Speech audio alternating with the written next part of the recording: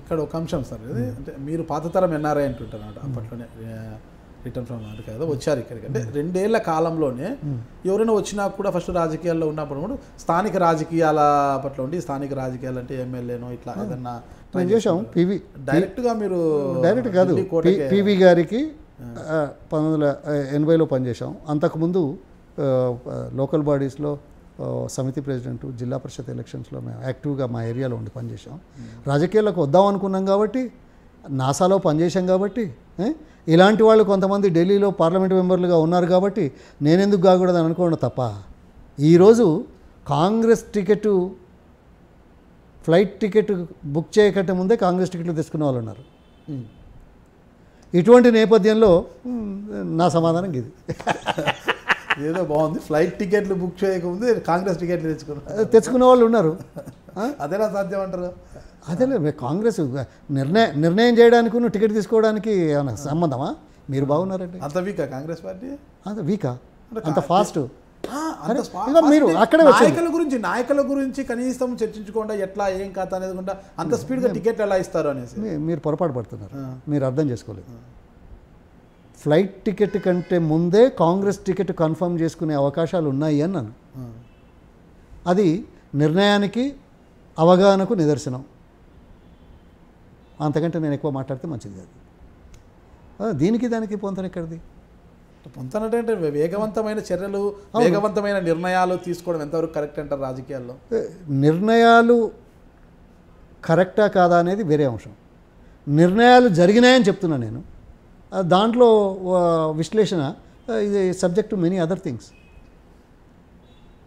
Capable ఉన్నారు కాబట్టి చేసి ఉంటారు, అంతే కదా. అవసరం ఉంది కాబట్టి చేసి ఉంటారు. అంత మాత్రం చేత ఆరోపణ కాదు కదా అది. ఇక్కడ ఆరోపణలకు ఆస్కారం లేదు. ఇక్కడ సరే, జనానికి అక్కడికి వచ్చే విషయాలు చర్చిద్దాం. జనానికి అక్కడికి వచ్చేది 80లో మీరు పార్లమెంట్కి వెళ్ళాలనుకున్నాను, టికెట్ రాలేదు, మైనార్టీకి ఇచ్చారు. జనాలకు అవసరం వచ్చేటివి మనం మాట్లాడతాం. ఓకే, ఆఫ్టర్ దట్ మీరు అది కంప్లీట్ అయిపోయి ఆయనకు మధ్య మళ్ళీ 5 సంవత్సరాలు నాకు అవకాశం రాలా. 85లో అసెంబ్లీ టికెట్ ఇచ్చారు. 85లో అసెంబ్లీ జనగాం నుంచి. ఎవరు మీ ప్రత్యర్థి ఎవరు అప్పుడు? ప్రత్యర్థి సిపిఎం పార్టీ. ఎంత మెజార్టీతో గెలిచారు మీరు అప్పుడు? నేను గెలవలేదు, మొదటిసారి ఓడిపోయాను. అది ఎన్టీ రామారావు గారి ప్రభంజనం, తెలంగాణ ఆంధ్ర రాష్ట్రంలో.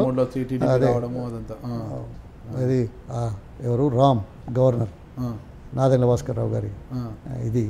సరే, ఏదైతే ఉన్నది కానీ 85లో నాకు అవకాశం వచ్చింది. ఓడిపోయారు. అయితే ఎలా ఫీల్ అయ్యారు? ఫస్ట్ ఓటమి నేను ఎప్పుడు బాధపడలేదు, గెలిచినప్పుడు పెద్ద సంతోషపడలేదు, అది కూడా చెప్తున్నాను. అదే రోజు ఫలితాలు వచ్చిన రోజే గ్రామాలలోకి వెళ్ళి మాకు మద్దతు ఇచ్చిన వాళ్ళకి ధన్యవాదాలు చెప్పొచ్చాను. ఓకే, ఫలితాలు ఓడిపోయిన రోజే కొన్ని గ్రామాలకు వెళ్ళాను. ఆ రోజు పత్రికల్లో పట్టు వదలని విక్రమార్కుడు పొన్నాల అని చిన్న క్యాప్షన్ పెట్టేశారు.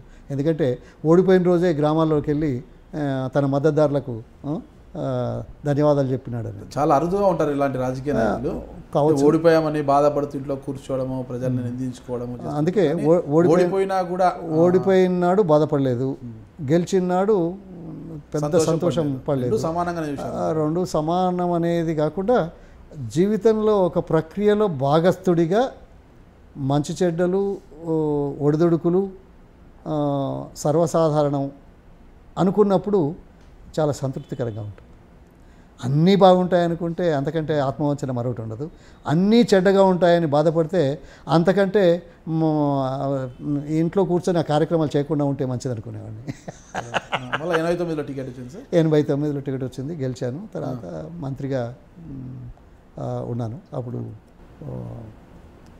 ఎన్ జనార్దన్ రెడ్డి గారి క్యాబినెట్, నిర్మల్ జనార్దన్ రెడ్డి వారిలో నాకు ఆక్వాకల్చర్ ఇచ్చారు.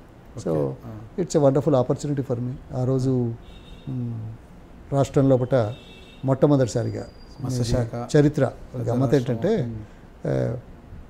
చేపల పెంపకం అత్యంత వేగంగా జరిగింది ఆ టైంలో.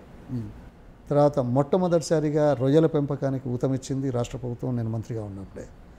మొట్టమొదటిసారిగా ప్రపంచ బ్యాంకు నుంచి నిధులు తెచ్చి రొయ్యల పెంపకానికి మరింత ప్రోత్సాహం కలిగించింది ఆనాటి ప్రభుత్వంలో నేనున్నాను. ప్రభుత్వం జనార్దన్ రెడ్డి గారు కూడా బాగా కృషి చేశారు. మొట్టమొదటిసారిగా ఈ దేశ చరిత్రలో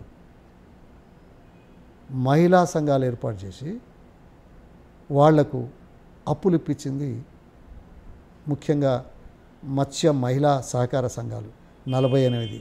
తీర ప్రాంతాలలో ఏంటి అంటే ఉదయం ఒక 100 రూపాయలు మహిళ అప్పు తీసుకొని బజారుకి వెళ్ళి ఆ చేపలు కొనుక్కొని బుట్ట నెత్తి మీద పెట్టుకొని వాడల్లో తిరిగి అమ్మి సాయంకాలానికి 100కి 10 రూపాయలు అదనంగా ఇచ్చి 110 రూపాయలు అప్పు తెచ్చేవాళ్ళు. అంటే రోజుకు 10 రూపాయల మిత్తి. మీరు ఆలోచించండి, నెలకు 300 రూపాయలు 30 రోజులు అంతే కదా. అంటే 100 రూపాయలకు 300 రూపాయలు మిత్తి. అంటే ఇది ఎక్స్‌ప్లాయిటేషన్. అవసరాన్ని ఆసరాగా చేసుకొని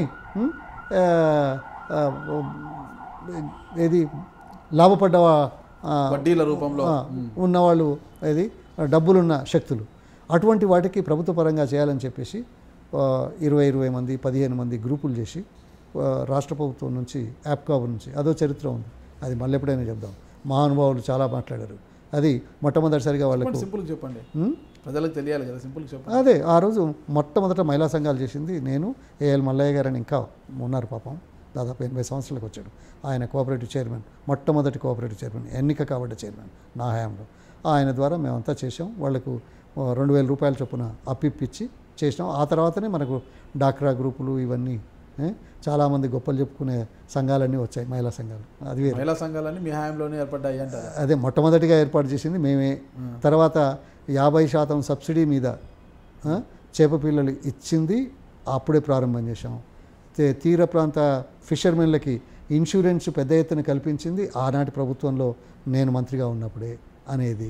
సరే, ఈరోజు మేము 50% ఇస్తే ఒక అడుగు ముందుకేసి మొత్తం ఫ్రీగా అంటున్నాడు. అది వేరు, చాలా సంతోషం, అది వేరే. చేయాలి, ఇది నిరంతరం కొనసాగేది.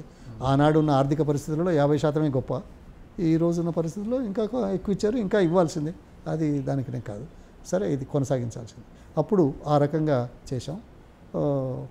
నాకు జీవితంలో తృప్తి ఉంది. ఎందుకంటే ఏ శాఖ ఇచ్చినా అత్యంత చిన్న శాఖని అందరూ అనుకున్న అప్రధాన్య శాఖని రాజకీయ విశ్లేషకులు, రాజకీయ నాయకులు అనుకున్న, రాజకీయాలలో ఈ శాఖలు కూడా ఉంటాయా అని తెలియని వాళ్ళు అనుకున్న, ఆ శాఖ ద్వారా ఎంతో కొంత సేవ చేసే భాగ్యం కలిగింది, గుర్తింపు తీసుకొచ్చే అవకాశం కలిగిందనే తృప్తి నాలో ఉండింది. For more news and interviews, subscribe to iDream News.